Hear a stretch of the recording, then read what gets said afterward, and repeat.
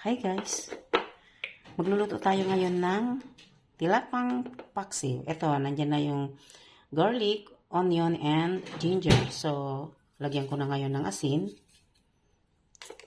Lagyan ko din siya ng chicken powder.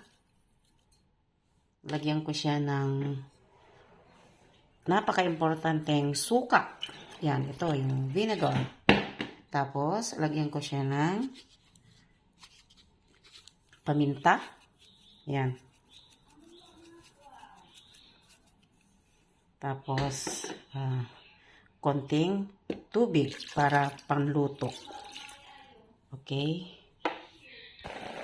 Hi guys, para mas masarap siya, after 10 minutes, lagyan natin ng soy sauce. Ayan oh. Mas masarap siya guys, promise. I-try nyo, masarap. At saka, konting oil. Para parang adobo siya. Okay? Masarap siya guys. Thank you for watching. Ayan. Luto na ang masarap kong tilapia. Paksiw na tilapia. Paksiw adobo.